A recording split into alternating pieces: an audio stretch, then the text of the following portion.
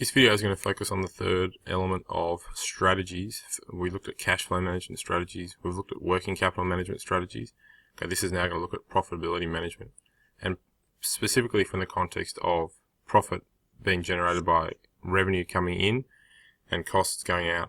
In this video, I'll just start with the cost side of things, and the next following video we'll look at revenue controls. So in terms of profitability management, this is all about monitoring businesses' profit and putting in place strategies to try to improve that profit. How or what really makes profit, as we've said a number of times in the course today, profitability is all about your total revenue, so money coming into the business, minus the total costs, so that money going out of the business. So from a manager's perspective, in terms of managing profit or attempting to achieve profit maximization, what do they need to do? Well, really they need to maximize the amount of revenue coming into the business and minimize the amount of costs that the business is incurring. And we'll look at costs and the specific types of costs in some detail later on in this video. So the syllabus says that cost control, so from a profitability management perspective, cost controls are a key factor. They are fixed and variable costs. They relate to cost centers. We'll talk about that later. And then also expense minimization. So ensuring that the business is minimizing any expenses that it is incurring. And on the revenue side of things, okay, it's about maximizing revenue, and that really comes down to marketing. And so there is some interdependence here between marketing objectives of a business and the next topic that we're going to do, which is marketing. So cost controls. What is cost controls all about? It really relates to fixed and variable costs, putting in place cost centers, and expense minimization. So fixed and variable costs. What are fixed costs? Fixed costs are those costs that don't change regardless of your level of output. So examples of key fixed costs for a business would be its rent. If it's renting its office space, or if it's renting a factory, that is not going to change. Doesn't matter if they produce 1 unit of output or 1,000 units of output. Those costs are not going to change. Similarly, interest on any loans, that interest is not going to change, at least on an annual basis. And any depreciation costs in relation to plant, machinery, motor vehicles, for example, those are going to depreciate at a consistent rate. But the main fixed costs really are rent. Staff wages, assuming your staff numbers don't change, is a fixed cost. And then outside of fixed costs, a business also incurs variable costs. So those costs that clearly do change with the given level of output. So examples of those are raw materials, because the more output you're achieving, the more raw materials you're going to need to put into that process to achieve that increased output. And direct labor. So if you need to vary the amount of labor that the business has, they are going to become variable costs. So businesses that rely heavily on casual staff, for example, their labor costs are going to vary significantly depending upon the level of output. So why is it important to categorize? Well, it makes it easier for the business to be able to break its costs down and identify areas where costs could be improved. If a business is experiencing a noticeable increase in its variable costs, potentially then it needs to look at its raw materials and its use of labor. And if they recognize that their fixed costs, so for example their rent, are so high, well it makes it easy to focus on trying to reduce those specific costs to ultimately improve the profitability of that firm. Okay, I'll just go over these quickly. We've already spoken about the main variable costs. So energy, for example, the electricity of the particular business are a significant cost for any business. I think the statistic is that 70% of all costs involved in the CBD in Sydney relate to energy usage. So that is for the offices in the city, I should say. So for those offices, for example, they have significant variable costs, and those energy costs vary clearly with the amount of usage and also the time of day. So that's something a business can monitor to attempt to reduce its variable costs. Raw materials, so the inputs into, it's effectively its inventory, and also labor costs are significant variable costs. How can a business reduce those? Well, become more efficient.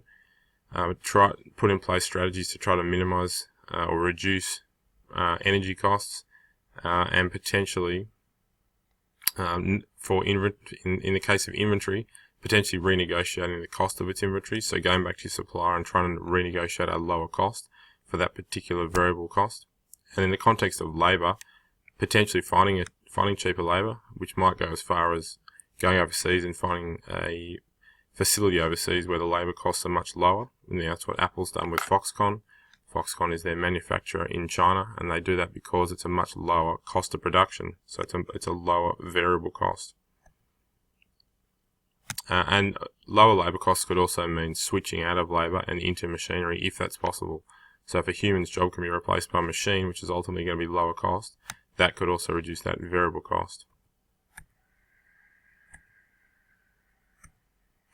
Just some more information there in terms of fixed and variable costs, in the context of some other ways that those costs could be reduced.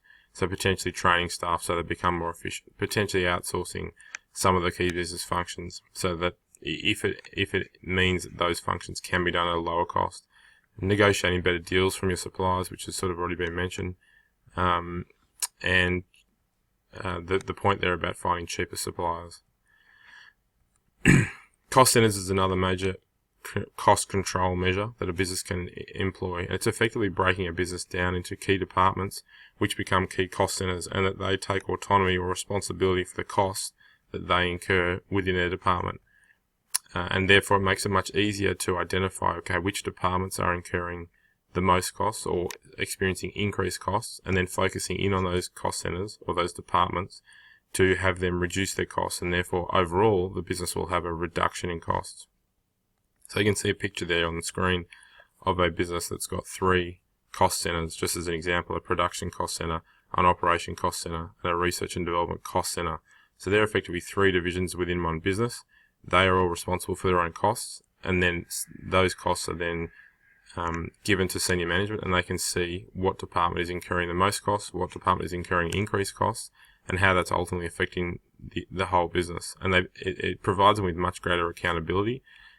And on the other hand, if they are able to reduce their costs, then they might be rewarded in some way for achieving those reduction in costs. So for example, a business might be divided into cost centers, and the business is identifying that the business is experiencing high costs. It might find that the marketing cost center, for example, the marketing department, is experiencing high costs, and therefore they need to, just within the marketing department, they need to focus on reducing their costs. So for example, they might look at reducing their advertising expenditure. So there's a pretty simple example of a way that a cost center can help a business to control its costs. And here's just a simple example of a cost center showing, okay, for this particular department, they had $13,900 of costs. That could be compared to other cost centers within the business to see how that does compare, and if it's too high, well, that particular cost center would be focused on to reduce their costs going forward, and ultimately to assist profitability. In terms of expense minimization, the words really say it all. It's all about reducing expenses, but across 3 key areas: finance, administrative, and selling costs, in an effort to increase profitability. So what is the financial costs? The financial costs of the business include things such as bad debts. So those accounts that aren't paid and have to be written down to 0, they are a cost to the business, and they impact expenses because it means an increase in expenses and a decrease in profitability. Another example is interest in terms of financial costs. Interest is the interest charged on loans. If a business can reduce the interest charged on loans, well, it will ultimately reduce its costs and increase its profitability. Administrative costs are talking about all those other expenses that really relate to things like your rent and your IT system infrastructure. How do you reduce those? Okay, well, potentially move to a cheaper premises, maybe move to a smaller premises, renegotiate better terms in regards to your lease or your rent, reduce the size of your premises. And then lastly, in terms of selling costs, they really relate back to marketing once again. So reduce those by maybe looking at cheaper forms of advertising. Look at cheaper mediums of advertising. So maybe not TV, maybe go to radio, for example. Cheaper time slots, so maybe not advertising on TV in peak hour. Having said that, you might not get the same reach. So is that actually going to be beneficial to the business? Geographic locations. So maybe if you're talking billboards, don't have it on a main road, have it on a slightly less expensive area where you're still getting some exposure. So they are the major cost controls in the sense of profitability management, and a business needs to monitor its fixed and variable costs, put in place cost centers, and attempt to minimize its expenses through selling, administrative, and financial costs. Okay, the next video will focus on revenue control in the context of profitability management.